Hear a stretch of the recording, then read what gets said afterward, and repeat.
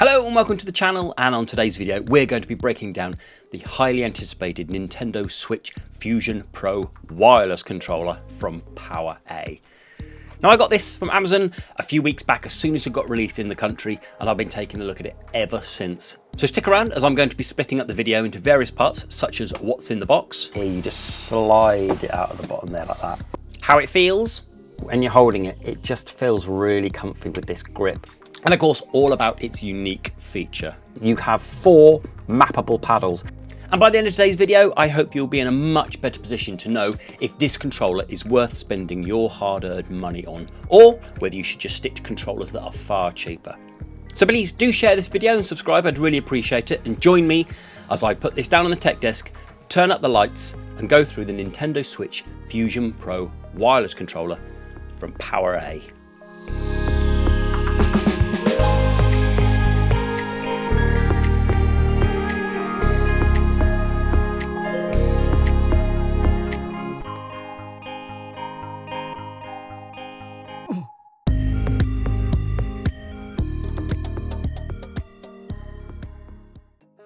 Hello, welcome down onto the tech desk, and as we said in the introduction, we're going to be looking at this today. This is the Fusion Pro wireless controller from PowerA, officially licensed for the Nintendo Switch, and it also works with the Switch Lite.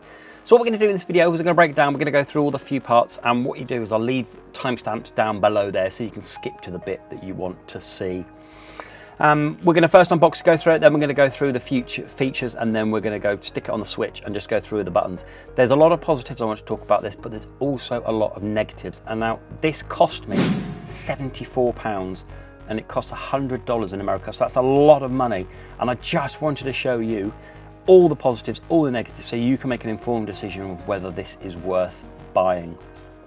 Okay, so start us off then, the box. I want to talk about this because it's a really nice, good quality box. Nice and thick cardboard. Really heavy as well, so that's a good start. Fusion by PowerA, and there it is on the front with the mappable Pro Pack. We'll talk about that later. Bit of branding, all about it on the back.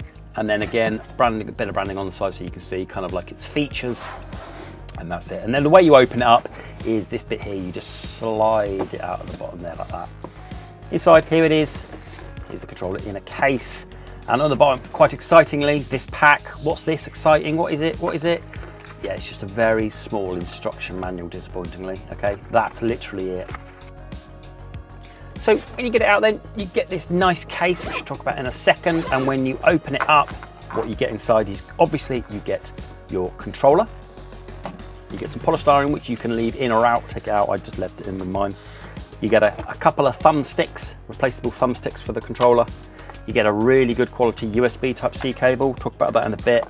You get this blank plate, and then under this foam flap, you get yourself a spare face plate. So let's talk about the case first.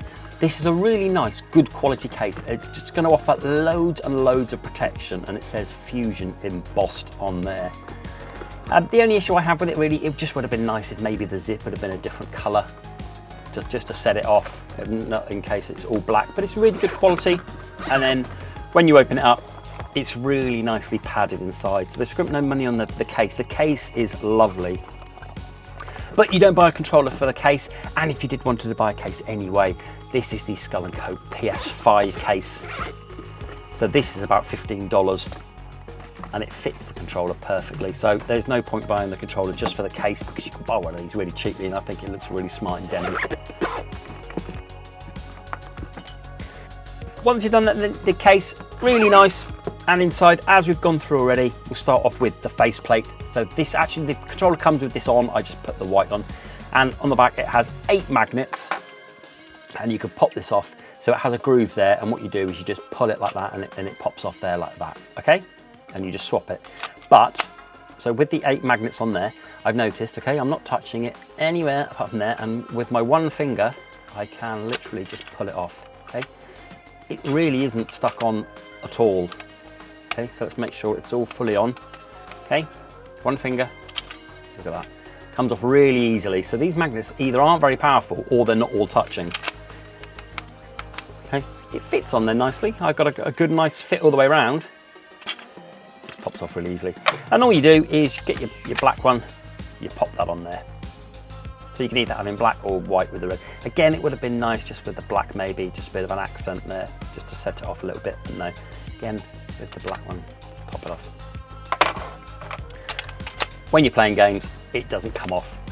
You'd be very lucky to be able to pull it off if you're playing games, so I can't really take it off. And then you sort of get this, which is the blank plate. So what happens is these paddles here, they can come off if you didn't want to use them, and then you just put this blank plate on there if you're just going to be using it as a regular controller. Otherwise, you're going to be having the paddles on, because that's kind of what you buy this for, is these paddles here. USB Type-C cable. I use keep all of my USB Type-C cables for Sunday best. I have one over here I use to plug in controllers to charge them up. So I kept this one, although this is a really nice cable. It's terminated really well. It's nice and braided here. It's a beautiful, beautiful cable. Really nice cable, but I'm resisting using it because I'm going to use my old USB, but a really nice cable. And then finally you also get in the case is some thumbsticks, so a couple of spare thumbsticks. Now, once you take this off, you can take your thumbsticks off easily and you can swap them with these. Okay, the thumbsticks. I have a bit of an issue with these. You don't get many. So you get 2 long and 2 short. The long ones, one is concave and one is convex, and the short ones, they're both concave. So you don't get short ones in convex, and with these you only get one of these of each. Okay, they're only plastic, they're nothing special, nothing to write home about. Why could they not included 2 long concave, 2 long convex? They've got the 2 short concave, but added 2 more convex. Okay, you're not going to have, I was a bit miffed when I found out, because I like to have the long concave, but I've only got one. Okay, so you have to make your mind up. But for that money, I would have thought they would have included them all.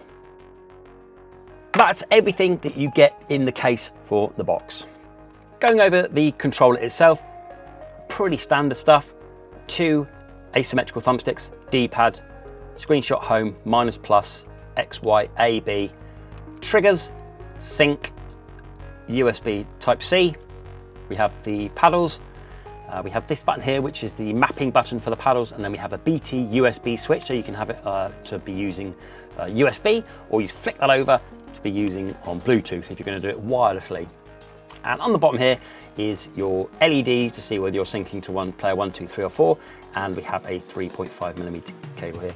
I'm not going to talk about this very much because I was miffed at this. This only works if you're using it USB. If you're using it wirelessly, this is pointless. And then on the back again, we have this, which is really nice. This is a really nice rubber grip on here. So when you're holding it, it just feels really comfy with this grip. So it's all plastic apart from this kind of grey, greeny, browny colour here, which is a nice feeling grip. The thumbsticks feel okay. It's kind of got this thing that says an infinity ring, the red ring around here, which supposedly helps. I haven't had a problem with it. It feels quite nice to use thumbsticks. The only issue is this D-pad over here. So when I use my thumb, I want to flick the D-pad over here. If you want to do right on the D-pad, you kind of got to stretch over a bit, and it's a bit far for me. The D-pad could do with being over here, just by like ½ centimetre or so, just because it needs to be down here, but it's not. It's a bit further over, whereas the Pro controller is a bit nearer. These buttons feel great. The home, the screenshot, they feel good. And these buttons, I really like these buttons. I don't have an issue with these at all. The D-pad feels, like I said, it's a bit stretched over there, but it feels okay. And the thumbstick feels okay. And the click in there is nice and solid. Excellent. And on the top, the triggers here, the LR, ZL and ZR. If you've got a PowerA controller, you'll know this is pretty much the way they have them. This kind of pointed bit here. And they feel good, digital, as you'd expect, with hardly any travel. And then on the back there, we have these paddles here. Now this is the main thing with this controller. You have 4 mappable paddles, and these paddles here can be assigned to any other button. It's dead easy to do. All you do is you hold down this button here until this white light here flashes. Then you press any button that you want to map, and then it flashes quickly, and then you press which paddle you want that to be on. So for example, if you wanted to be on A, you'd hold this until it flashed, you then press A, you then press that paddle there, and then that one would be A. So easy. really, really easy to map. Now with these paddles, you can take them out. All you do is you hold that up and you pull it out like that. So if you didn't want them all in, you can just remove them. What I've been doing is moving this one. I don't really get on with this one. That's my own personal preference. So I've just been using it like this. So just having the one there. They feel okay to press. They don't feel very solid. They feel a bit cheap to press, if I'm honest. They don't feel great. They're nothing like the Xbox Pro controller, Elite controller. Nothing like that.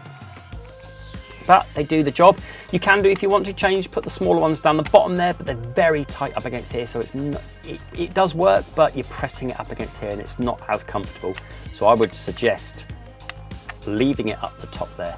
You can do, if you want to, pop the longer one up the top if you want to. If you want to do that, that feels okay. But the short ones don't really work in there. But for me, the way I have it perfectly is the two short ones up the top. In terms of specification goes, the battery it's a 900 mAh battery, so you're getting around 20 hours of play, which is about average for a third-party controller. However, the PowerA, so this one, the PowerA enhanced controller here, this has 30 hours of battery. You can use this on Bluetooth and USB. But as I said, if you're using on Bluetooth, this doesn't work. Okay, it has motion, and here's the kicker, it doesn't have rumble. Okay, for someone who likes rumble, this doesn't have it. This is a $100 controller and it doesn't have rumble. Now comparing it to the enhanced controller here, it's virtually the same size. I would say it's almost identical. This is a lot heavier than you'd expect on here. So this Fusion Pro controller is around 300 grams. To put this into context, the Pro controller is 250 grams. So it's a substantial beast and it does feel really good in the hand. It's almost identical to this one, and this one has kind of like the two paddles on the back there that I use anyway. This is around £40.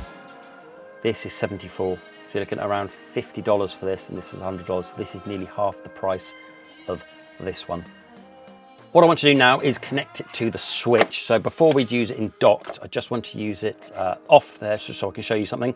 And the way you do connect it is you go to the Joy-Cons menu down here, and then you go change grip order, and you would hit the sync button on there first if it's the first time, but this is already synced as well. So just make sure this is on Bluetooth there. And then if I have my screen, my LEDs flashing, this will connect. Okay, and I wanted to show to you whether it wakes up the Switch. So let's turn it off. Now, if I press any of these buttons here, it's searching for the Switch. It doesn't wake up the Switch. You need to press home. And then once you've pressed home, it connects. Okay, so it does wake up the Switch. And let's just show that again. The way you wake up the Switch is by pressing home or the plus button. So if you hold down the plus button as well, it will connect to the Switch. Okay, so just to show you on dock that it does wake up the Switch, but press one of these two buttons. Pressing any of these doesn't wake it up. And here we are on the Switch, and as we do with Mario, if we run around, there's no rumble. Okay, that's a real shame that there's no rumble, so it'd be rumbling right now. But as you can see, motion works pretty good. It feels, when you're playing it, it feels like a really comfortable controller. Very comfy, very good in the hand, a nice, lovely weight. And with these top two that I use, it feels really good.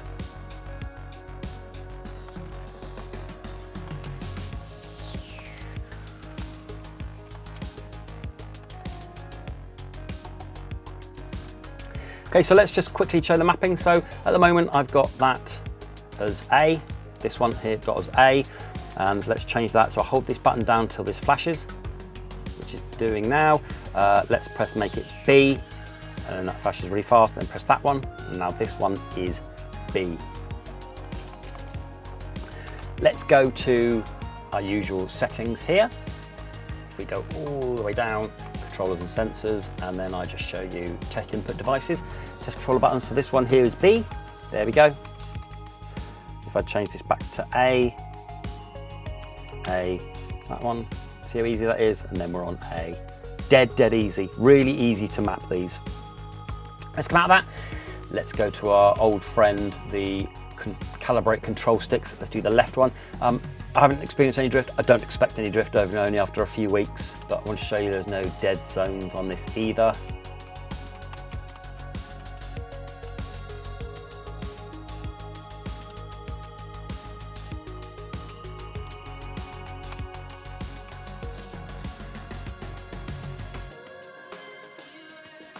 Lovely.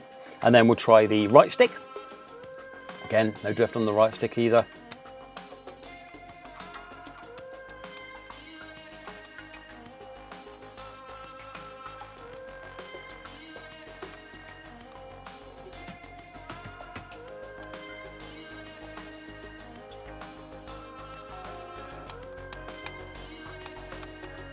Excellent.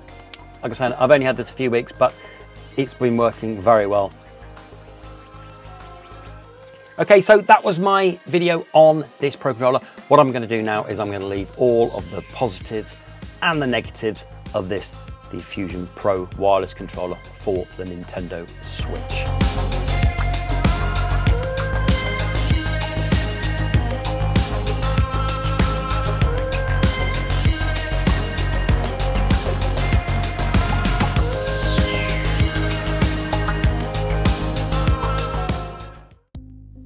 So there we have it then. That was my look at the Fusion Pro wireless controller from PowerA. What do you think? Is it worth the money? It is quite a lot of money, but you do get some cool extras with it, and it is a really well-built piece of kit. So do let me know down in the comments below. Share and subscribe, really appreciate it, and until the next video, bye-bye.